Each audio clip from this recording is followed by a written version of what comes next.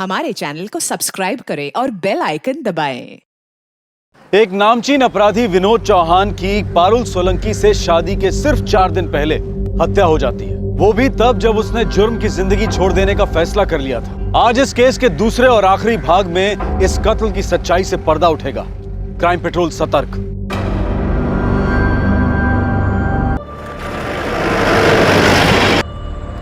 कुछ ना कुछ तो ऐसा है जो अभी तक सामने नहीं आया। कोई छुपा मकसद, कोई हिडन एजेंडा है इस खून के पीछे जिसे बड़ी सफाई से छुपा दिया गया है। सर, मुझे इस केस में पारुल सोलंकी पर सबसे ज्यादा शक है। कुछ है उसके बारे में जो वो छुपा रही है। मुझे भी ऐसे ही लगा। उन लोगों ने पारुल को कोई नुकसान नहीं पहुंचाया, उसे ऐसे ही छोड़ दिया। कोई ना कोई वजह तो है इसके पीछे।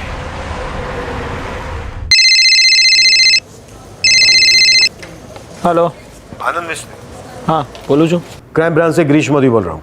हाँ जी, हम बोलिए। मुझे तुमसे मिलना है, ऑफिस आ जाओ। कब तक आ सकते हो? साहब दोपहर का हूँ, 2 से 4 दुकान बंद रहती है। ठीक है, आ जाओ, मैं तुम्हारा इंतजार कर रहा हूँ। मकवाना, दोपहर 2 बजे ठीक इसी वक्त तुम पारुल से बात करोगे। सर,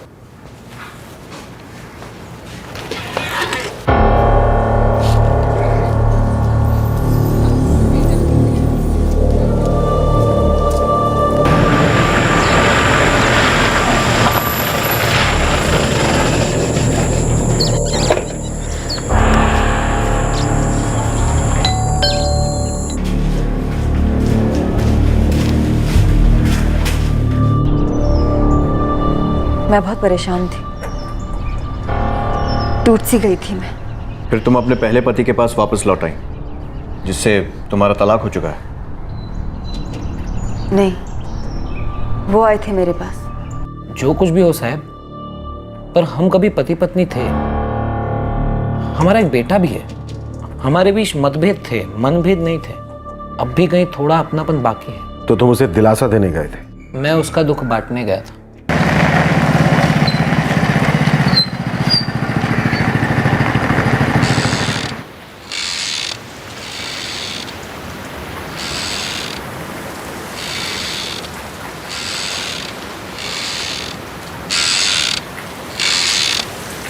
पारुल केम छे बा? બહુ ઉદાસ છે, સદમે में बैठी है।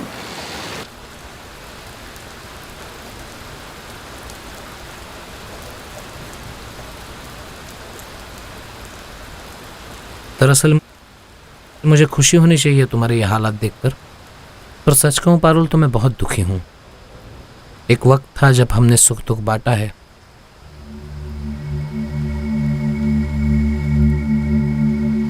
मैं पहले ही तुमसे ये कहना चाहता था कि तुम्हारा विनोद के साथ लगन ठीक नहीं है। विनोद जैसे इंसान के साथ तुम पूरी जिंदगी नहीं जी सकती, पर कह नहीं पाया। तुमने भी तो जैसे ठान सी ली थी।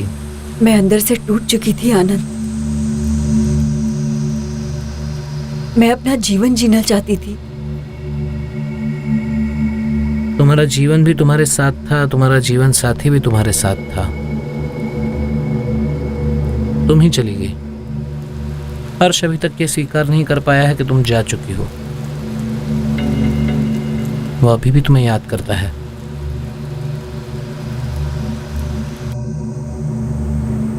तो तुमने उसे वापस लौटने के लिए राजी कर ही लिया? हाँ साहब, हर्ष के लिए। उसी के लिए मैं चाहता था कि पारुल वापस आ जाए। हर्ष पर ही बहुत ज्यादा असर हुआ था पारुल के चले जाने का।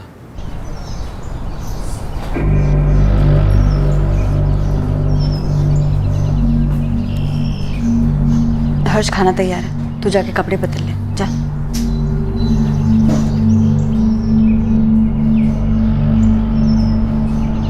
तुम अपने बेटे के लिए वापस आई हो? मैं अपनी जिंदगी जीने के लिए वापस आई। तो पहले क्यों चली गई थी? मेरे और आनंद के बीच सब कुछ ठीक नहीं था। क्या ठीक नहीं था? किस बात पर नहीं बनती थी? हम लोग एक दूसरे के साथ नहीं रह सकते थे। शादी के 14 साल के बाद ये बात तुम्हारी समझ में आई? कभी कभी बहुत समय लग जाता है ये समझने में कि जैसा हमने सोचा था वैसा हमेशा होता नहीं है। मगर जो ठीक नहीं था उसे फिर से ठीक करने में बहुत कम वक्त लगा तुम्हें। फिर पारुल भी वापस लौट आई तुम्हारे पास। एक नई जिंदगी की तलाश ने पारुल को पूरी तरह से बर्बाद कर दिया था। इस हादसे से बहुत टूट चुकी थी। वैसे विनोद से शादी भी एक हादसा ही होती, क्योंकि गुंडा था वो, एक ना एक दिन ऐसी ही मौत आनी थी उसे। पर शादी के फैसले के वक्त पारुल को इस बात का अंदाजा नहीं था। मुझे नहीं पता वो 3 लोग कौन थे। मैं उनका चेहरा नहीं देख पाई क्योंकि उनका चेहरे ढके हुए थे। मेरा बेटा स्कूल से वापस आ गया, उसे मेरी जरूरत है। क्या मैं? बिल्कुल।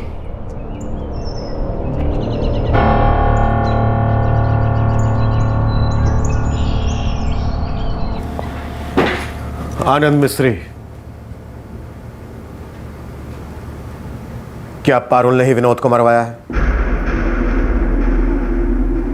कैसी बातें कर रहे हैं साहब?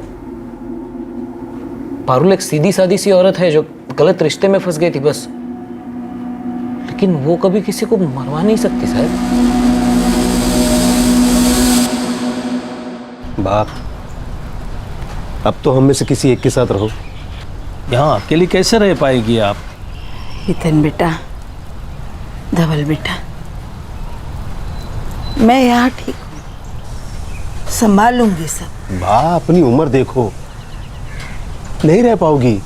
विनोद के साथ रहने की तुम्हारी हमेशा से जिद रही है, ये जानते हुए कि वो कैसे गैर कानूनी और उल्टे सीधे धंधे करता था। लेकिन अब तो वो नहीं रहा बा, अब तो हमारे साथ रहो। मैं यहाँ ही ठीक हूँ। विनोद गलत था, हमेशा से गलत था। मैं उसे बदल नहीं पाई, हार गई मैं, हार गई। आप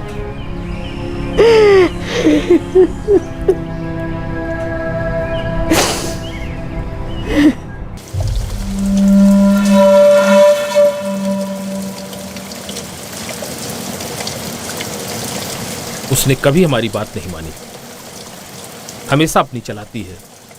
अब तो कुछ समझ जाए, जिंदगी में जो हो रहा है उसे माने और अपनी जिंदगी संवारे।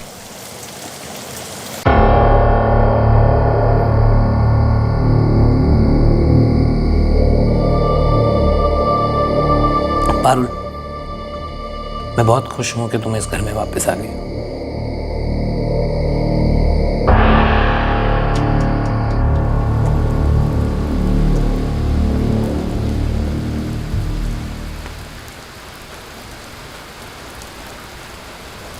दो लोग पारुल और आनंद अलग होते हैं। पारुल विनोद के साथ रिश्ता जोड़ती है, विनोद मारा जाता है। उसके बाद पारुल वापस आनंद के पास लौट आती है। इस सब में से किसी साजिश की बुनी नहीं आती। मतलब दोनों के अलग होने का कोई खास मकसद था, जानबूझकर तलाक लिया गया। विनोद चौहान से पारुल का प्यार भी एक सोचा समझा कदम था, ताकि विनोद प्यार में पड़ जाए और उसे मार दिया जाए। हो सकता है ऐसी कोई साजिश हो। कहीं छोड़ दूं क्या तेरे को? मैं तेरे लिए खुद को बदल लूंगा। मन में सिर्फ एक ही ख्याल आता कि बस अब और नहीं। मकवाना, ये पारुल और आनंद की हिस्ट्री निकलवाओ, हर छोटी बड़ी बात पता करो। मुझे लगता है इस बार जरूर कुछ हाथ लग गया। क्या सचमुच कोई साजिश थी? कुछ था इनके बीते कल में? विनोद की मौत के बाद पारुल का ऐसे अचानक अपने पहले पति आनंद के पास लौट आना पुलिस को बहुत संदेहजनक लग रहा था। जिसकी हत्या हुई उसका इतिहास जुर्म से भरा था, लेकिन उसकी हत्या में किसी गैंग का शामिल ना होना यह पुलिस को बहुत अजीब लग रहा था।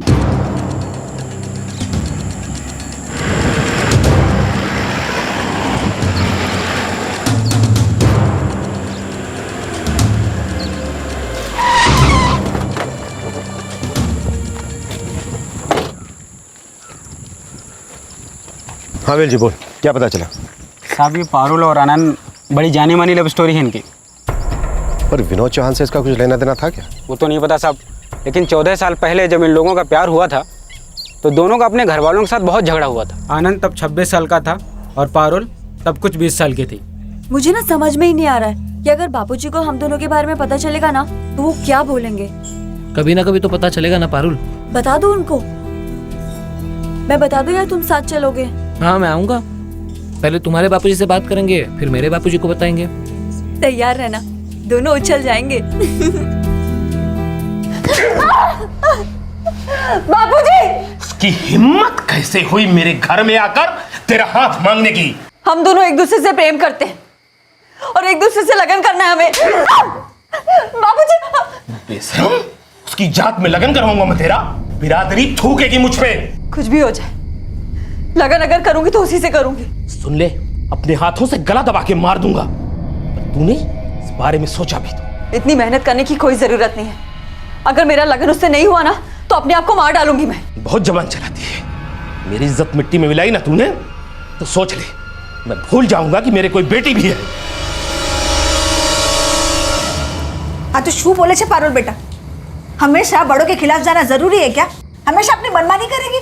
मम्मी, अगर तू और बाबूजी मेरी बात मान लोगे ना तो मुझे अपनी मनमानी करने की जरूरत ही नहीं पड़ेगी। अरे उस लड़के से रिश्ता करके बिरादरी में हमारी नाक कटवाएगी क्या? और इस रिश्ते के लिए उस लड़के के घर वाले भी राजी नहीं होंगे, तू देख लेना। बापूजी, मैं पारुल को बहुत चाहता हूँ और मैं उसी के साथ लगन करूंगा। जब तूने नक्की कर ही लिया है तो मुझे पूछने का नाटक क्यों कर रहा है? देख बेटा, बिरादरी में हमारी भी कुछ इज्जत है और तुम दोनों उसे मिट्टी में मिलाकर ही चैन लोगे। देख, तुझे जो करना है कर, मुझे ये रिश्ता मंजूर नहीं है। और मैं भी किसी भी हालत में पारुल को नहीं छोड़ूंगा। ठीक है, फिर भूल जाओ कि तुम्हारे कोई माँ बाप भी हैं।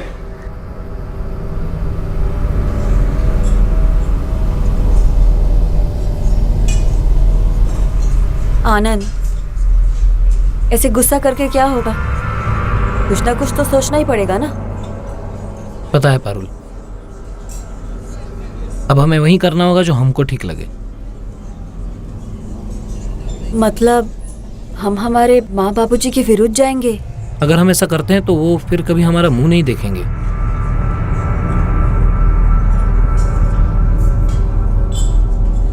अपने घर वालों से इतना लड़ झगड़ कर दोनों ने शादी की, फिर 14 सालों में ऐसा क्या हो गया कि दोनों अलग हो गए? पूरी ज़िंदगी थोड़ी ना हनीमून होता है। जब इंसान साथ में आसमान से ज़मीन पर पैर रखता है तब ज़िंदगी का व्यवहार समझ में आता है, तब सबकी ज़रूरत पड़ती है। मेरे बापूजी ने अपना लगन स्वीकार कर लिया। लगन स्वीकार कर लिया, लेकिन हमें तो नहीं स्वीकार किया ना। मुझे तो नहीं अपनाया, बोल दिया जाके दूसरे घर में रहो। हाँ तो तुम्हारे बापूजी ने क्या अलग किया? आनंद, मैं माँ बन चुकी हूँ और अब मुझे समझ में आता है मेरे माँ बापू के दिल की बात।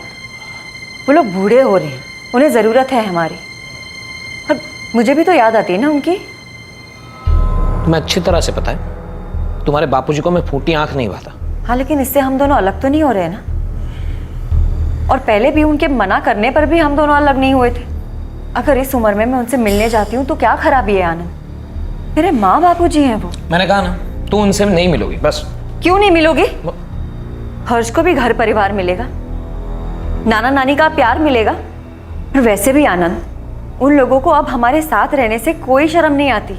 इतना समय बीत चुका है, सब कुछ बदल गया है, लेकिन आप बिल्कुल नहीं बदलना चाहते। नहीं बदलना चाहता, नहीं बदलूंगा।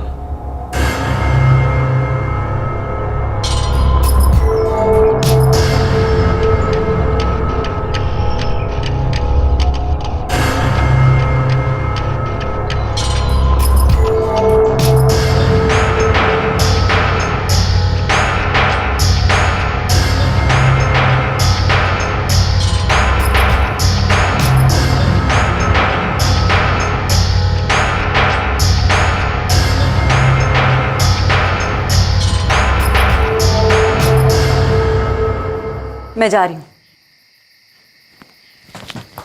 कहाँ? इस घर से दूर। घर से दूर मतलब? तुमसे दूर। मैंने तुम्हारे लिए मेरा घर छोड़ा, बापूजी को छोड़ा, तुम्हारे साथ ये घर बनाने के लिए। मैंने भी वही सब किया था आनंद। सब कुछ छोड़ छाड़ के आई थी यहाँ मैं तुम्हारे साथ। और ऐसे ही छोड़ छाड़ के चली भी जाओगी? मुझे तलाक चाहिए, मैं तुम्हारे साथ नहीं रह सकती अब, बस। ठीक है, जाओ। मैं भी नहीं रहूंगा तुम्हारे साथ, लेकिन एक बात याद रखना, मैं तुम्हें हर्ष को ले जाने नहीं दूंगा। वो मेरा बेटा है। पर इन सब में विनोद चौहान बीच में कहां से आ गया? साहब, पहले आनंद और पारुल ने तलाक की अर्जी दी, फिर पारुल विनोद चौहान से मिली, उसने तलाक होने का इंतजार किया, फिर शादी की तैयारी शुरू हो गई।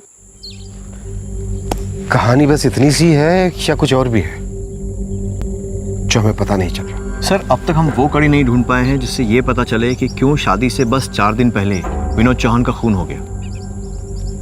नहीं साहब, जहाँ तक हमें याद है पारुल या आनंद के घर वालों से हमारा कोई लेना देना नहीं था। जबकि पारुल और विनोद के लगन की बात हमें बहुत देर बाद पता चली, जब वो फैसला कर चुके थे तब। ये छोटा शहर है, जब पारुल और आनंद की लव मैरिज हुई तो बिरादरों में बहुत हल्ला मचा था, सबको पता तो होगा।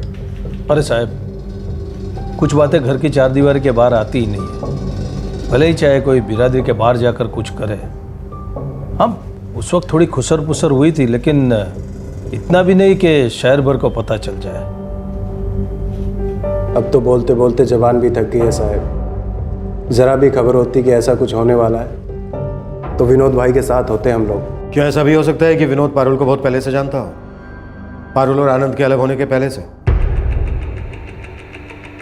कुछ ऐसा हुआ हो कि कोई पुरानी वजह झगड़ा बन गई हो? क्या पारुल और आनंद के अलग होने की असली वजह विनोद था, या फिर कोई और वजह थी पारुल की विनोद से इस तरह से बदला लेने की? नहीं साहब, ये क्या बात कर रहे हैं आप? जहाँ तक हम लोगों को मालूम है, विनोद भाई तो पारुल भाभी को जानते भी नहीं थे। जमानत में रिहा होने के बाद ही वो पहली बार पारुल भाभी से मिले थे। इसके पहले उन दोनों के बीच में कुछ भी नहीं था सर।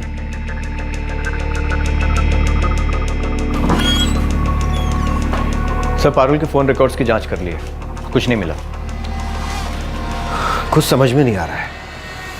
3 लोग खून करके चले गए और किसी को कोई खबर नहीं है कि वो थे कौन, कहां से आए थे तीनों, उसे क्यों मारा? पकवाना, ये विनोद चौहान का केस कभी सॉल्व भी होगा या फिर ऐसी गोल गोल चक्कर लगाते रह जाएंगे हम लोग? सर, ये कोई अंदरूनी गैंग वॉर भी हो सकती है, कोई अंदरूनी साजिश हो सकता है। उन्हें बाहर से बुलवाया गया हो। 3 लोग जिन्हें कोई नहीं जानता आए, काम करके चले गए, न मकसद पता चला और न ही कोई सबूत मिला।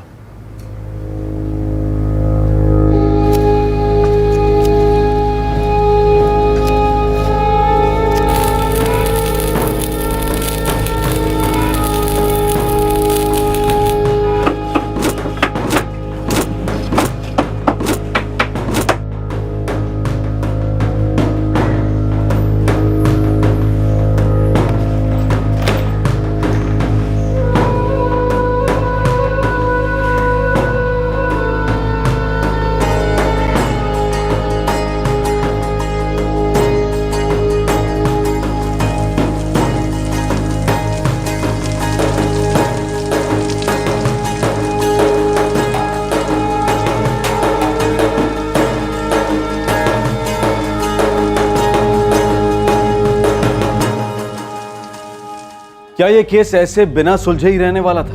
हमलावरों या उनसे ये हत्या करवाने वालों के बारे में कोई सुराग नहीं मिल रहा था। किसी जाती दुश्मनी के भी कोई आसार नजर नहीं आ रहे थे। अचानक एक ऐसा नजरिया सामने आया जिस पर अब तक किसी का ध्यान ही नहीं गया था।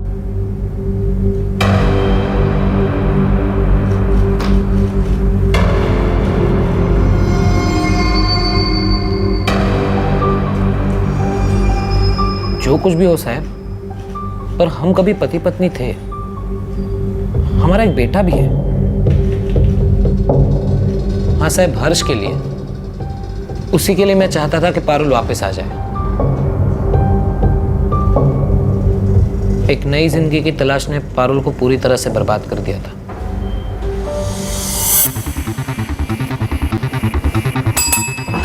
सर, मकवाना, मुझे लगता है अब तक हम इस केस को गलत नजरिए से देख रहे थे। एक एंगल को तो अब तक हमने छुआ ही नहीं।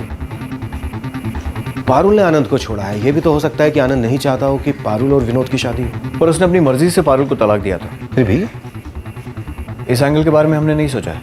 मकवाना, ये जो तीनों हमलावर हैं, हो सकता है आनंद के साथ इनका कोई रिश्ता हो। पता लगाओ।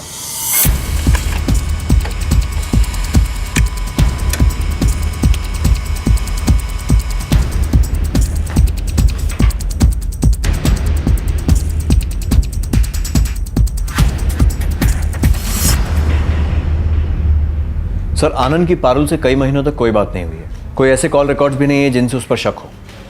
बल्कि अगर आनंद ने इस खून की साजिश की होती तो हमें उसके कॉल रिकॉर्ड्स में कोई सुराग ज़रूर मिलता, उन खूनियों को किए गए कॉल्स खून के पहले या खून के बाद में। लेकिन यहाँ पर खून से 2 दिन पहले और 3 दिन बाद तक आनंद ने अपने फ़ोन से किसी से भी कोई भी बात नहीं की।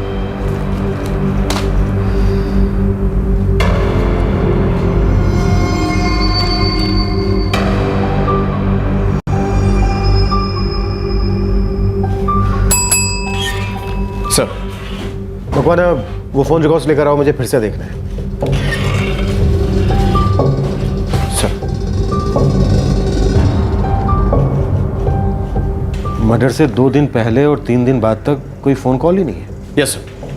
5 दिन तक किसी से कोई बातचीत नहीं। जी हाँ। मतलब उसने अपना फोन बंद कर दिया होगा। हो सकता है सर।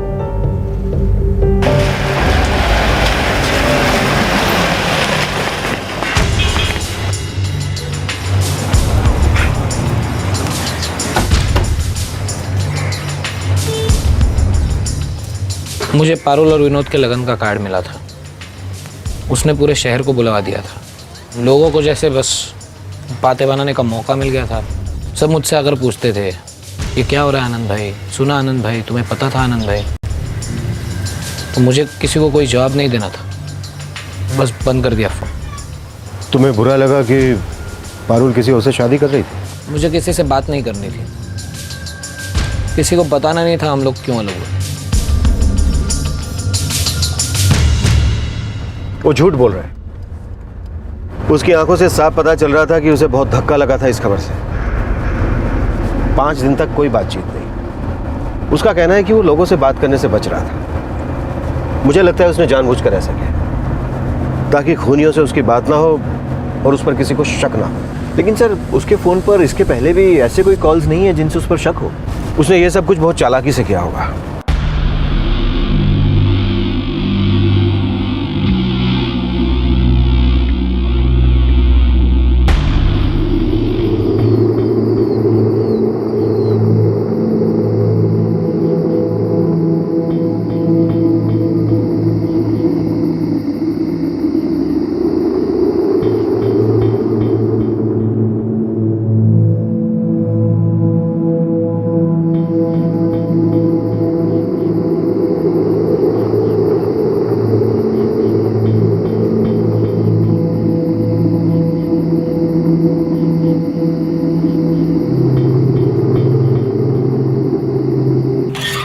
सर, आपका शक सही निकला। विनोद चौहान के मर्डर से 3 दिन पहले करीब 113 नए सिम कार्ड्स खरीदे गए और उसमें से एक आनंद मिस्त्री के नाम है। Yes sir. मकवाना, हमें पहले से ही इस एंगल में सोचना चाहिए था, पर पहले किसी का इस तरफ ध्यान ही नहीं गया।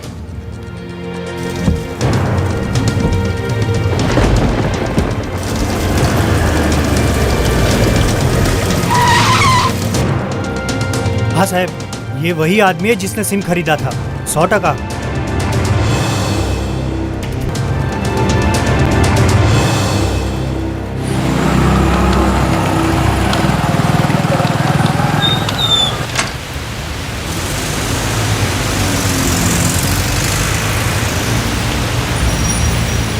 भाई साहब, ये कब तक चालू होगा? लगभग 4 कलाक में हो जाएगा। हो जाएगा ना? ठीक।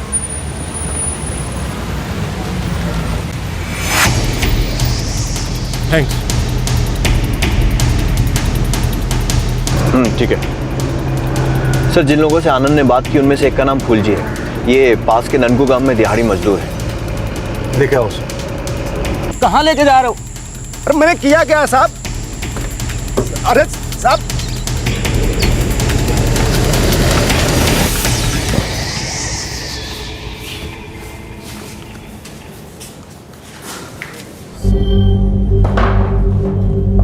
फूलजी, तेरे साथ 2 लोग और थे।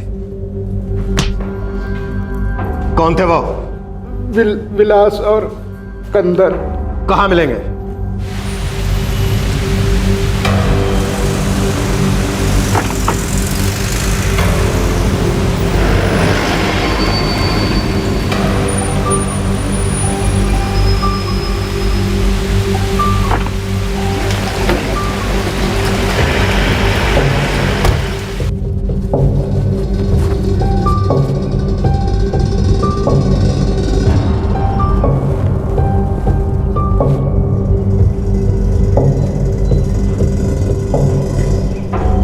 हो? आपकी तबीयत ठीक नहीं लग रही? आनंद, मैंने कहो बधु बराबर छे ना? मैंने कभी सोचा भी नहीं था पारुल तुम मुझे इस तरह छोड़ के चली जाओगी। याद है जब हम मिला करते थे छुप छुप के, यही सोचा था हम, माँ बापू जी, दुनिया वाले, चाहे कोई भी कुछ भी कहे, हम साथ रहेंगे। अब तो मैं वापस आ गई हूँ ना। तुमने छुट्टा छड़ा लिया ही क्यों? आनंद, तुम्हें भी तो यही चाहिए था। नहीं, मुझे ये नहीं चाहिए था।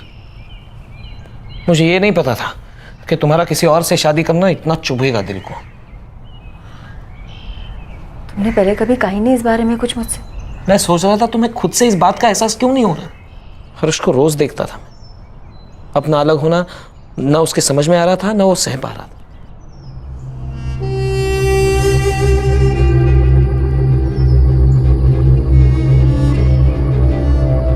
दिन भर इसी परेशानी में रहता था, कैसे संभालूं इस घर को, कैसे संभालूं हर्ष को, कैसे संभालूं। आपने हर्ष को अपने पास रखा था आनंद, मैं तो उसे ले जा रही थी ना। मुझे ये नहीं पता था छुट्टा चढ़ा होने के बाद तुरंत किसी और से शादी करने का फैसला लोगी तुम। मैं अपनी जिंदगी जीना चाहती थी आनंद, और विनोद से मिलने के बाद मुझे ऐसा लगा कि मैं उसके साथ अपनी बाकी की जिंदगी अच्छे से बिता सकूंगी।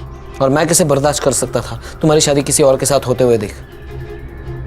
दिल चलता था मेरा तुम्हारा उसका शादी का कार्ड देखकर। पूरा शहर आके पूछ रहा था क्या हुआ, पारू तुम्हें छोड़ के क्यों चली गई, वो किसी और के साथ शादी क्यों कर रही है। कोई जवाब नहीं था मेरे पास। हर्ष पर क्या बीत रही थी कुछ पता है तुम्हें? आनंद, विनोद को कहीं तुमने तो नहीं मरवाया ना?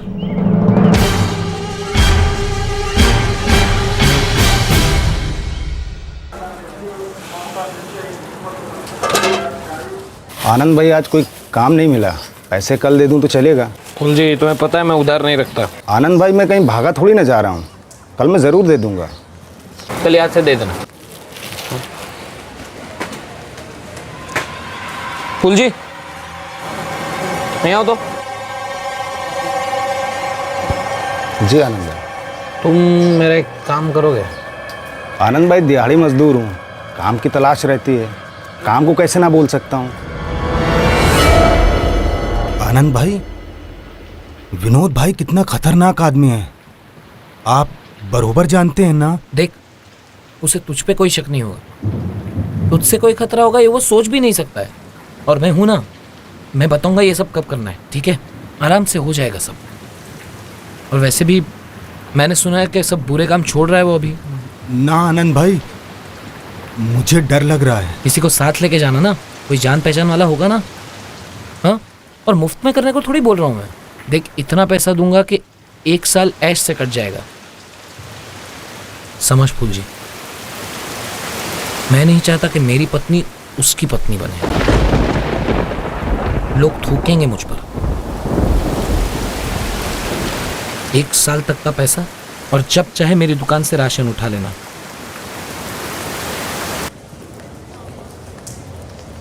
आनंद भाई, ये विलास है और ये कंधर्प है, ये दोनों भी मेरी तरह दिहाड़ी मजदूरी करते हैं। ठीक है, मैं सबको पैसे दूंगा। हाँ, और फ़ोन करके बताऊंगा काम कब करना है। अपना नंबर दो तुम। 444567865। देखो, ठीक है, फिर मैं इस नंबर से फ़ोन करके बताऊंगा। हाँ, ठीक है? ठीक है आनंद भाई, चलो।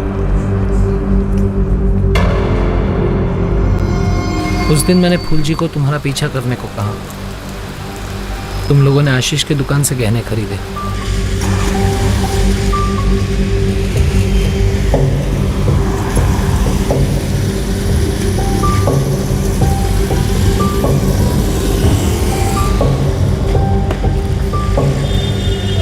सुन, तू मोरी कनल गांव जाके सबको निमंत्रण बांट के आ जा। भाले विनोद भाई। हाँ? और याद से सबको देना, किसी को मेरी शादी में आने के लिए डर नहीं लगना चाहिए। हाँ? मैंने फूल जी, कंदर पर विलास को उस रात हमला करने को कहा। हम आज ही रात में उन सबको निपटा देते हैं।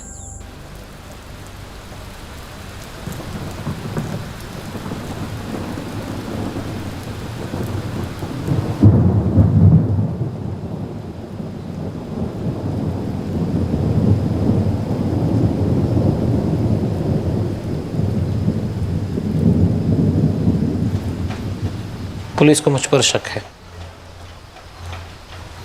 और मुझे ऐसा लगता है वो जल्दी मुझ तक पहुंच जाएंगी।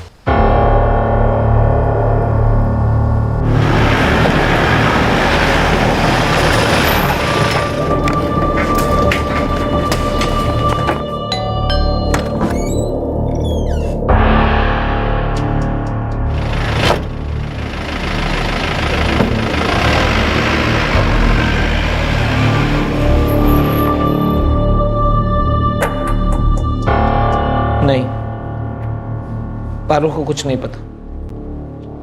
मैंने ये सब मेरी इज्जत बचाने के लिए किया है।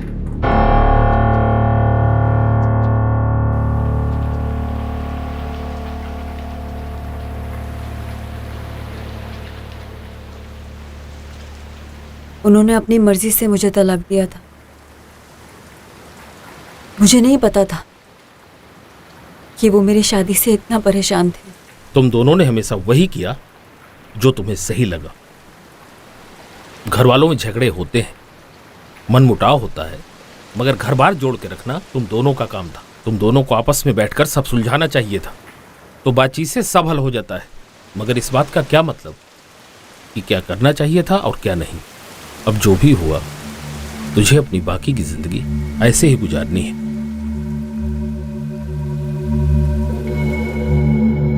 बाप, पारुल के पहले पति को यह लगन रोकना था। वो नहीं चाहता था कि उसकी दोबारा शादी हो। उसी ने विनोद को मरवा दिया।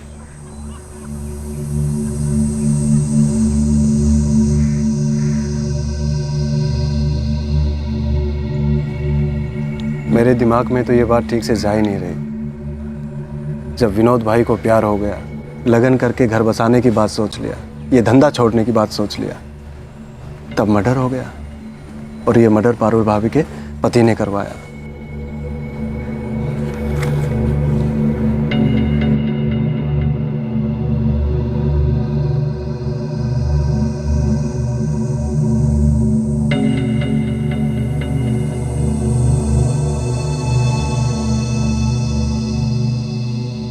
इस कत्ल का मास्टरमाइंड आनंद मिस्त्री और उसके 3 साथी विलास, फूलजी और कंडर्प इस वक्त न्यायिक हिरासत में हैं। इन पर मुकदमा जारी है। पुलिस ने इस केस की गहराई से जांच की और पाया कि पारुल को विनोद चौहान के खून की इस साजिश के बारे में कुछ भी पता नहीं था। पारुल अब अपने बेटे हर्ष के साथ अपने माता पिता के घर रहती है। विनोद की मां अब अपने बाकी दोनों बेटों के साथ रहती है। आनंद ने इस तरह की कोई साजिश की होगी ये सोचना भी मुश्किल था, क्योंकि उसका ना तो विनोद चौहान से कोई संपर्क था और ना ही कोई नाता। कोई सोच भी नहीं सकता था कि पारुल को वापस पाने के लिए आनंद ने ऐसा किया था, क्योंकि दोनों ने अपनी मर्जी से तलाक लिया था।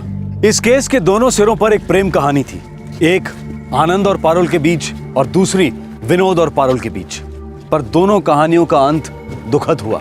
इंसानी कमजोरी से समझदारी हार गई। ईर्ष्या ने जुर्म का रास्ता अपनाया। आनंद के दिमाग में क्या चल रहा था, क्या मकसद था उसकी सोच में, पारुल समझ ही नहीं पाई। पर सबसे ज्यादा चोट पहुंची एक मासूम बच्चे हर्ष को, जिसने पहले तलाक की वजह से अपनी मां को खोया और अब उसका पिता सलाखों के पीछे है। प्रेम कहानियों और ईर्ष्या के इस जुर्म भरे पेचीदा मामलों के बीच फंसा एक बेकसूर बच्चा। उसके जख्मों की गहराई को कोई नहीं जान सकता था। आपसे फिर मुलाकात होगी क्राइम पेट्रोल सतर्क में एक और नए केस के साथ। तब तक अपना ख्याल रखें, सुरक्षित रहें और याद रखें, सही वक्त सही कदम। सतर्क रहें। जय। For more updates, subscribe to our channel, click the show links and enjoy watching the videos.